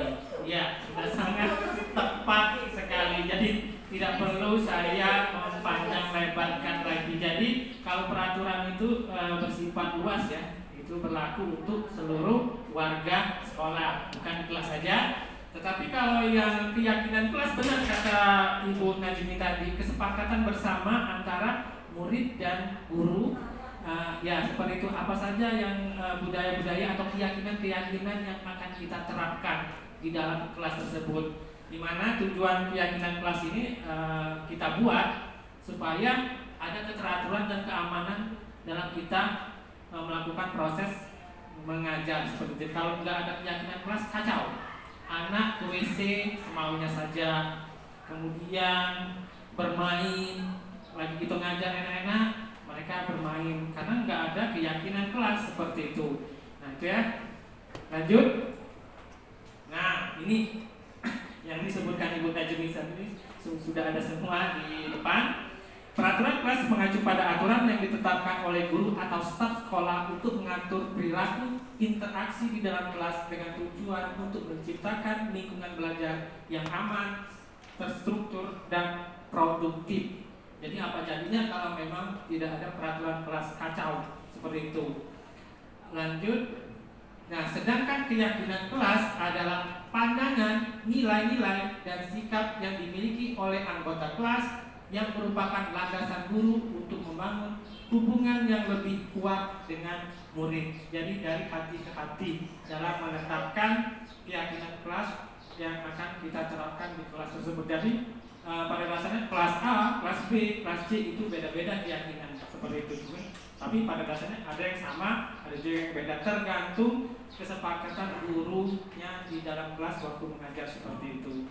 Jadi harus ada keyakinan kelas dan kesepakatan kelas. Jadi kalau yang belum menerapkan keyakinan kelas, mulai semester depan itu diterapkan keyakinan kelas supaya ada keteraturan, supaya kita tidak diinjak-injak dan lain sebagainya seperti itu, supaya sesama temannya itu saling menghargai seperti itu. supaya tidak ada terjadi lagi kesalahan-kesalahan yang memenuhi kebutuhan yang tidak pas dilakukan. Lanjut. Nah, ini membuat kegiatan kelas hendaknya semua warga kelas ikut berkontribusi, mudah dipahami, diingat, berbentuk kalimat positif. Keyakinan kelas haruslah berisi nilai-nilai kebajikan yang dapat diterima dan dapat diterapkan di lingkungan kelas tanpa merasa terbebani. Misalkan saling menghormati, saling menghargai. Kan kalimatnya pendek-pendek, nggak panjang-panjang, mudah diingat, jujur, rajin, tepat waktu. Nah, seperti itu. Nah, untuk proses membuat keyakinan kelas itu sebenarnya guru memfasilitasi murid. Kira-kira apa keyakinan kelas yang kamu inginkan? Nanti dikasih kompilan kertas, nanti dicatat, atau setiap anak mencatat keyakinan kelasnya di papan tulis atau di kertas kertas plano seperti itu. Nanti dirembukan secara bersama-sama. Jangan sampai keyakinan kelas itu terlalu banyak. Kalau terlalu banyak nggak efektif juga. Jadi kita batasi apa 7, apa 8 seperti itu yang kira-kira urgen di kelasnya masing-masing seperti itu. Sampai di sini paham Bapak Ibu? Lanjut. Nah, ini langkah-langkah pembentukan keyakinan kelas seperti sama yang saya sebutkan tadi. Keyakinan kelas itu bersifat abstrak dari peraturan, kemudian dapat berupa pertanyaan-pertanyaan bersifat universal, kemudian senantiasa dalam bentuk positif. Nah, dalam bentuk positif misalkan jangan menggunakan jangan. Nah, itu negatif. Jangan membuang sampah di tempat jangan membuang sampah sembarangan. Gunakan kata buanglah sampah pada tempat sampah. Seperti itu. Jadi itu gunakan kata-kata yang positif, seperti jangan menggunakan kata-kata yang negatif. Kemudian sebaiknya tidak terlalu banyak, sudah saya sebutkan tadi ya. Kemudian keyakinan kelas itu bisa diterapkan di kelas, jangan tidak bisa diterapkan di kelas, jadi tidak efektif. Jadi dipilah-pilah lagi, didiskusikan bersama warga kelas seperti itu, yang mana yang bisa diterapkan. Kemudian hendaknya ditinjau kembali dari waktu ke waktu. Jadi keyakinan kelas ini bukan bersifat mutlak tiap tahun itulah, jadi bisa berubah-ubah, menyesuaikan. Kalau memang tidak efektif lagi ya dirubah lagi dan seperti itu sampai memang keyakinan itu benar-benar efektif seperti itu. Yang memang nggak bagus lagi sudah dicoret ganti yang baru yang memang dibutuhkan di kelas tersebut. Lanjut. Ini contohnya kata-kata keyakinan kelas, bisa Bapak Ibu lihat sendiri di slide ya. Itu salah satunya hormat, bekerja sama, diterima dan dimiliki. Sebenarnya ini sudah mengacu semua kata Ibu Amel tadi di profil pelajar Pancasila, saling menghargai, gotong royong dan lain sebagainya. Sebenarnya nilai-nilai positif itulah sebenarnya diterapkan di keyakinan kelas kita itu. Karena apa? Karena profil Pancasila, pelajar profil Pancasila itu kan ada nilainya terukur karena dimasukkan ke dalam nilai rapor kalau di sekolahan. Jadi itu bisa kita nilai kemampuan anak itu. Kalau mandiri memang anak-anak yang benar mandiri, kalau kreatifnya seperti apa, bernalar kritis anak itu bernalar kritis seperti apa, itu bisa diukur semuanya. Kemudian lanjut ya, ini tahap pembentukan keyakinan kelas ini sudah saya sebutkan tadi, bisa Bapak Ibu lihat di depan, bisa dibaca sendiri. Itu tadi sudah saya sebutkan semuanya. Kemudian nanti buanglah sampah pada tempat pembuangan sampah. Jadi setelah melakukan keyakinan positif tadi, kita pilih-pilih kalimat yang mana kalimat yang negatif dan kalimat yang positif. Kalau misalkan ada kalimat negatif yang dituliskan oleh siswa, kita ubah ke kalimat positif. Nah, kalau memang sudah semuanya, baru kita tempel di depan kelas. Nah, sekarang ini permasalahan kita ini di SMK ini kita mau pin kelas. Jadi kita bingung mau menempel kesepakatan kelas, karena kelas itu kelas bersama. Kita tempel ini nanti dikoyak oleh siswa yang A, siswa dari jurusan lain. Jadi kadang berpikir, keyakinan kelas ini bisa nggak diterapkan di SMK Negeri 2 Muaranya? Karena mereka itu kelasnya mau pin kelas, jadi mereka itu tidak merasa memiliki kelas itu. Apalagi kalau misalkan mau membersihkan, kalau kita nggak diawasi nggak mau mereka seperti itu. Iya, di grab. Nah iya, di kelas itu macam ya. Nah mungkin ini ada solusinya nanti bagaimana penerapan keyakinan kelas di SMK Negeri 2 Muara ini. Mungkin nanti ada yang bisa mengasih ide-ide bagaimana menerapkan keyakinan kelas ini di SMK kita yang pelaksananya kalau kelasnya itu ngopi kelas. Kalau kelasnya kayak di SMA kan satu kelas setahun itulah ya. Jadi enak kita menata ruangannya, mejanya, peraturannya nggak akan dilepas-lepas oleh siswa yang lain. Kemudian lanjut, thank you. Ya, thank you. Tapi saya akan ada video dikit ya. Ya.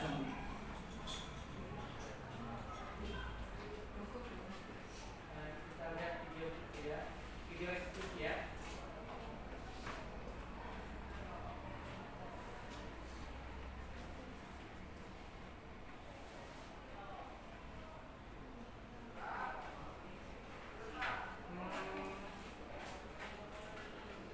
Ini contoh kasus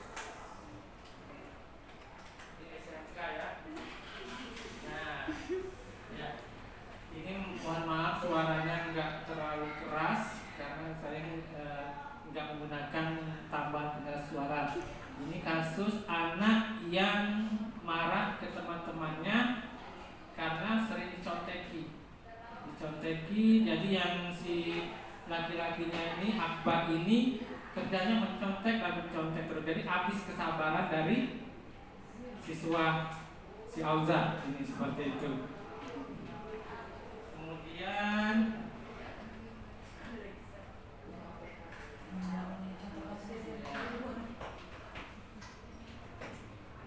yang untuk kasus restitusinya sama seperti ini. Mohon maaf suaranya enggak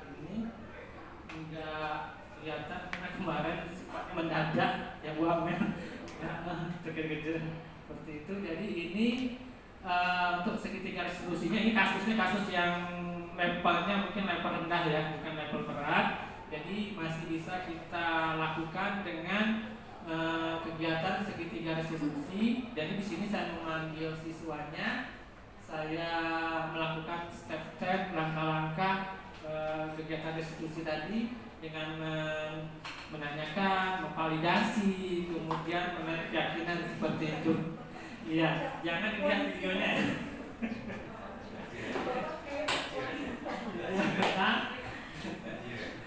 Ya, interogasi suaranya nggak kedengaran kan?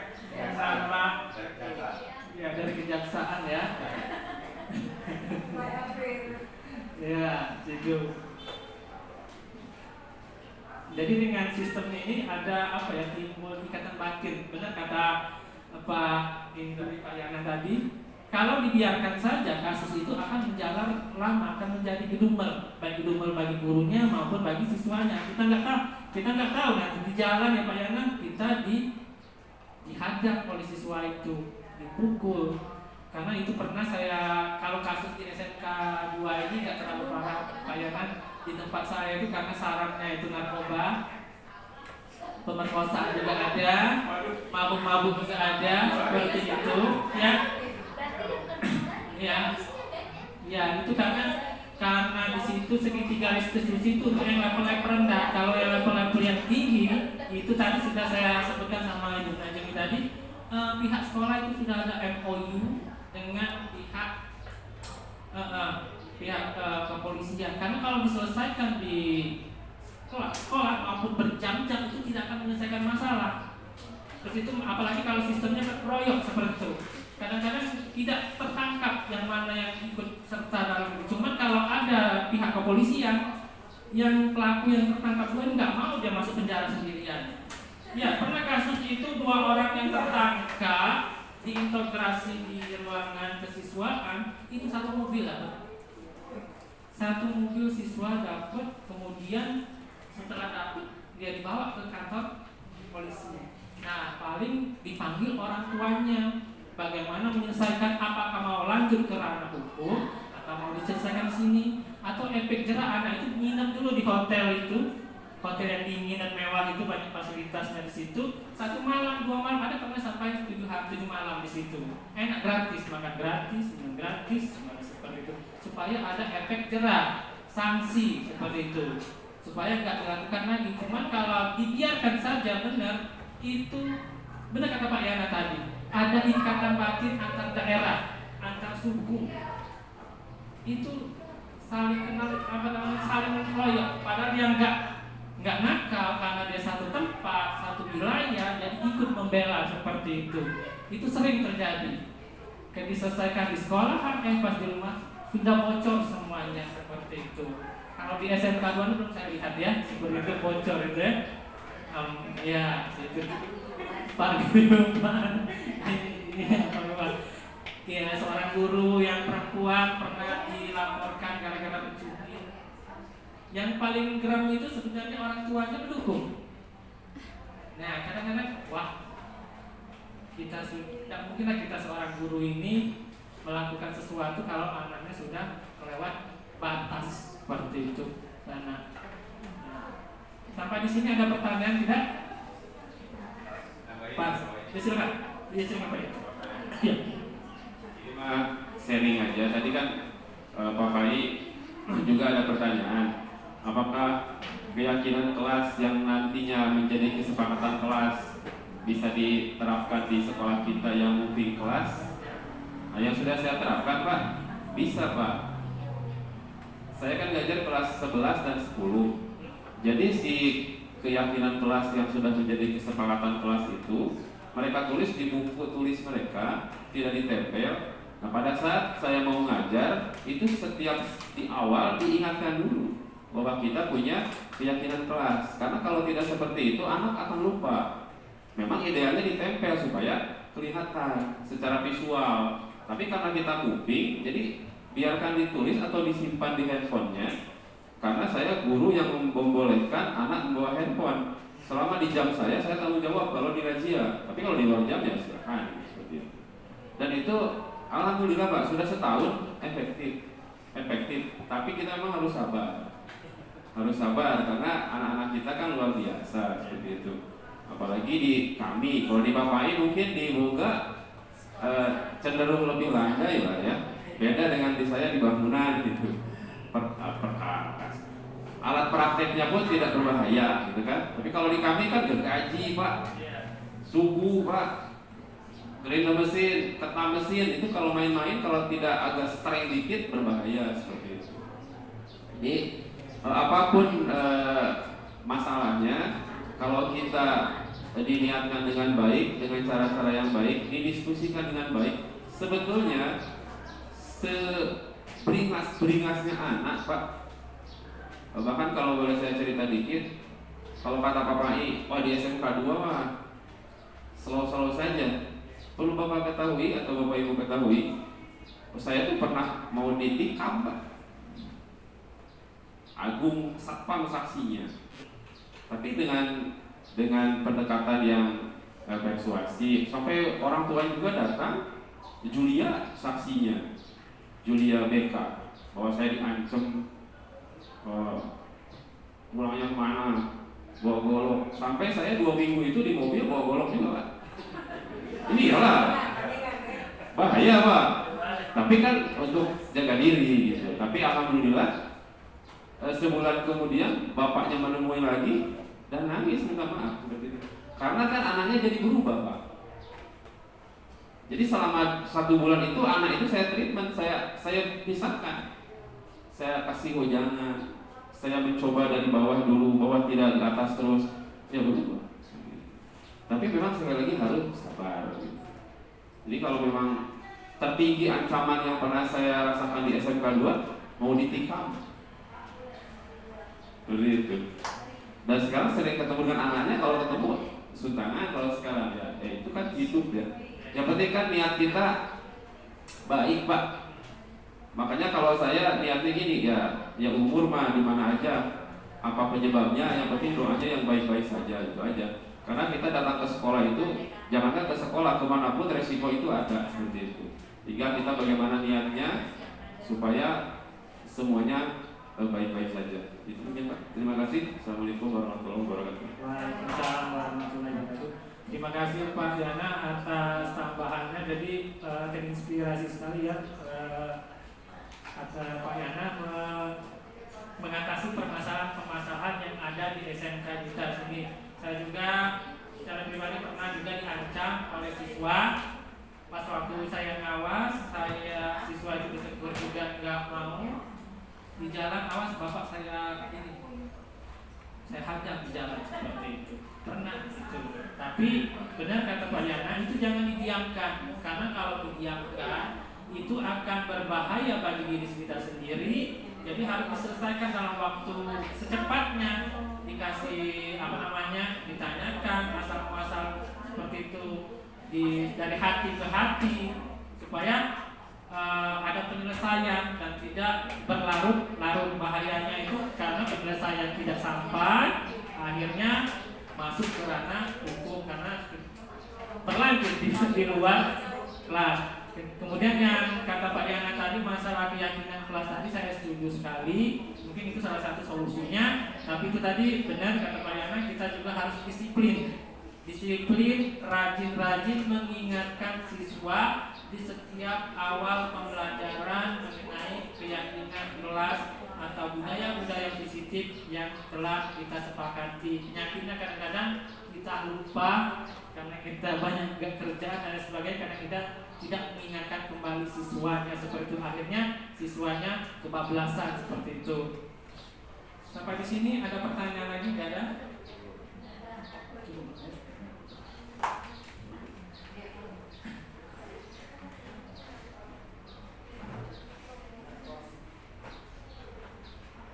Baik, terima kasih Pak Maripai.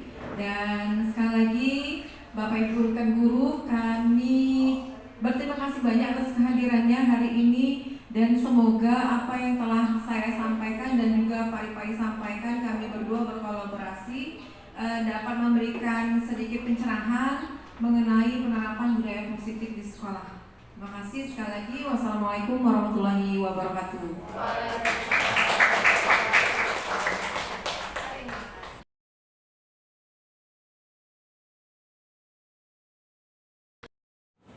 Assalamualaikum, Ma'am. Waalaikumsalam. Silakan duduk ya. Ya, Ma'am. Oke, morning Lian. Morning, Ma'am. Sehat. Oke, Ma'am, terima kasih ya sudah meluangkan waktu untuk berbicara dengan Ma'am. Jadi Ma'am itu tahu Lian itu anak yang rajin dan juga aktif dan tahu banget Ma'am, Lian itu punya potensi yang luar biasa besar. Terima kasih, Ma'am. Ya, jadi kemarin itu Ma'am itu cek absen dan lihat kehadiran Rian kemarin apa, berarti tanpa izin. Kenapa sih bisa sampai apa? Karena saya sangat masuk stres, Ma'am, dan ada masalah di rumah. Karena ada masalah di rumah. Ya, Ma'am. Oke, memang kadang masalah di rumah itu bikin pikiran kita jadi runyam ya. Dan juga tapi kalau Ma'am juga membolos bukan satu solusi yang tepat kalau kita membolos, karena kalau membolos itu berarti banyak runtutannya. Kalau membolos berarti kita meninggalkan beberapa pelajaran dan itu dampaknya ke nilai. Kalau nilai kita jelek, jadi prestasimu jadi buruk di sekolah. Saya sadar, Ma'am. Iya. Saya sadar. Saya tidak ingin mengecewakan orang tua dan guru saya. Oke. Ma'am senang kalau ternyata ini sudah sadar. Nah, sekarang tinggal Rian pikirkan apa cara yang nyaman, bagaimana bisa Rian itu bikin nyaman di sekolah biar tidak bolos lagi ya. Iya, Ma'am. Oke. Nah sekarang menurut sekarang Ma'am tanya deh, menurut Rian apa sih keyakinan Rian mengenai pendidikan? Pendidikan tidak bisa, Ma'am. Saya ingin membanggakan para mahasiswa. Iya, pendidikan itu memang benar, pendidikan itu sangat penting. Harus ada visi, harus bisa diterima oleh orang tua. Kalau membolos akhirnya apakah pendidikan itu tidak penting? Iya, berarti tidak ya. Jadi kalau memang ada masalah di rumah,